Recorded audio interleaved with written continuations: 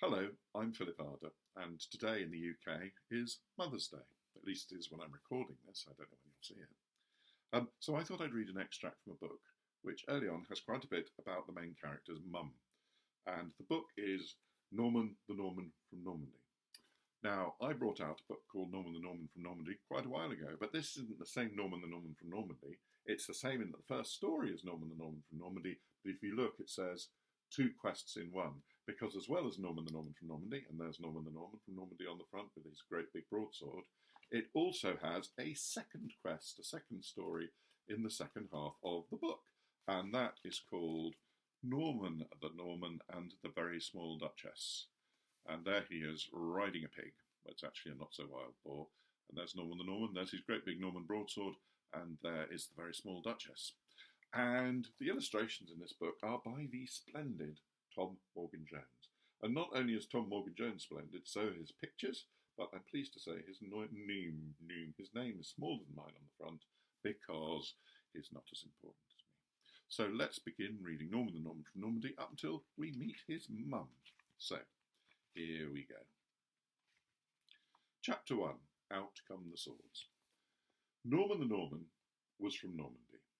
Here's Normandy, or a small part of it with cows. So there's the shape of Normandy on the bottom. It's not an island, it's surrounded by other countries. And there are some cows, and there's the Norman shield.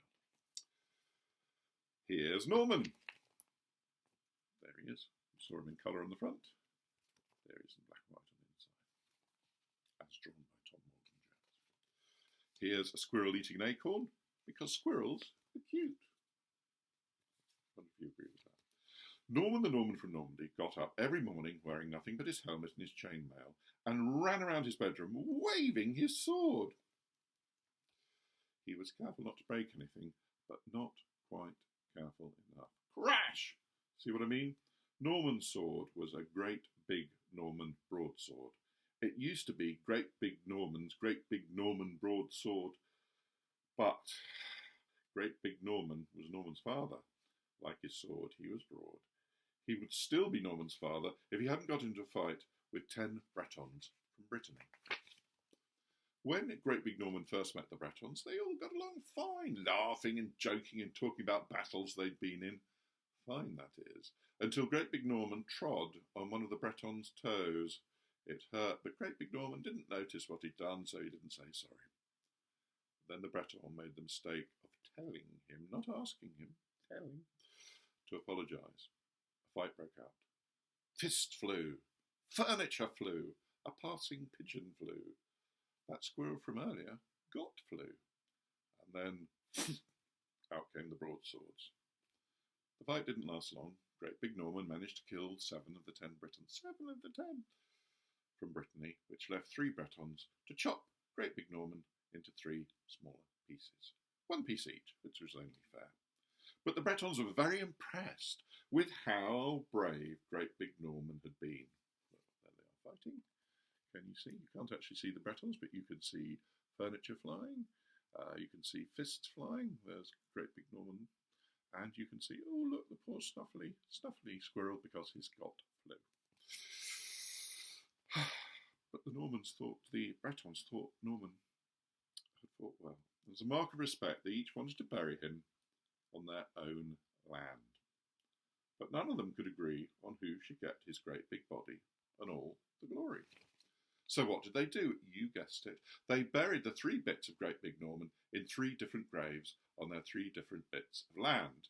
And when that was done, they sent Norman his father's sword, and they all signed their names at the bottom of a "We are sorry for your loss" tapestry. There we are. And there's the "We are sorry for your loss" tapestry. We are sorry for your loss. And then they signed their names underneath.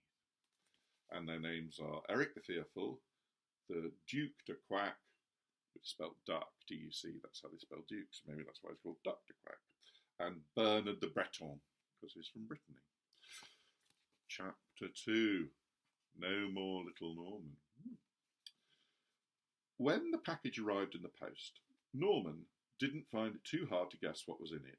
The great big broadsword The great big broadsword shape of the package was a clue. And after that, everything changed. For starters, no one called him Little Norman anymore. That's what they called him when Great Big Norman was still around. But now Great Big Norman was no more. This was also the day that Norman swore to visit each of his father's 3 graves to pay his respects. Stop swearing, Norman, said his mother. We've got to the mum now. Norman's mother was still very much alive. Her name was Norma the Norman from Normandy. She was a very strong and powerful woman. She bent iron bars straight for a living.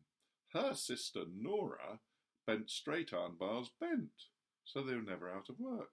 One's bending them down, others bending them up. Good work if you can get it. Norman was sad that his dad was dead. He was also proud that his dad had died fighting. After all, that's how most soldiers want to die. I think he means if you've got to die and you're a soldier, that's how they'd want to die. They didn't necessarily want to die, if you see what I mean. That or old age surrounded by loved ones, or in the middle of a nice big meal of their favourite food.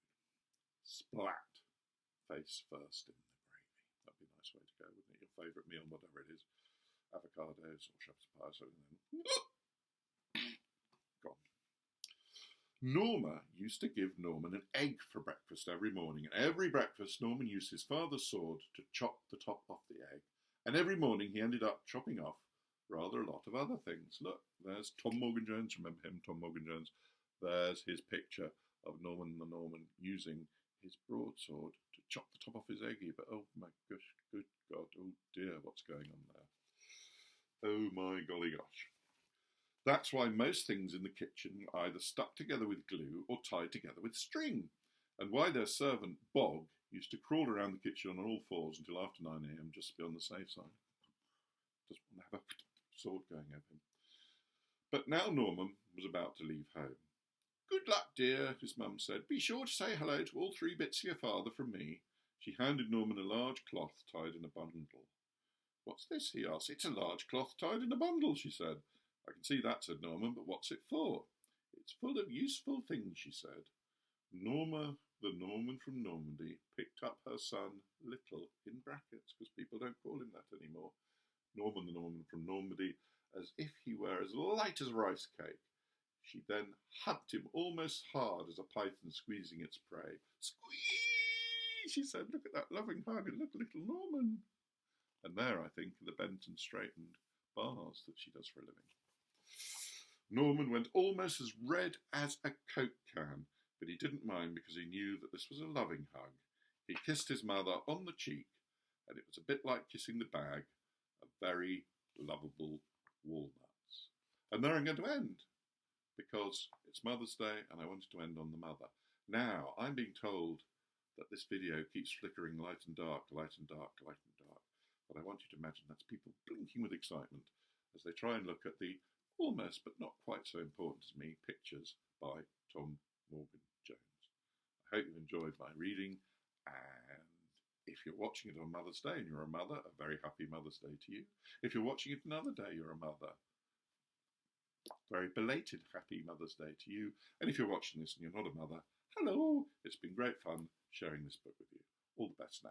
Bye.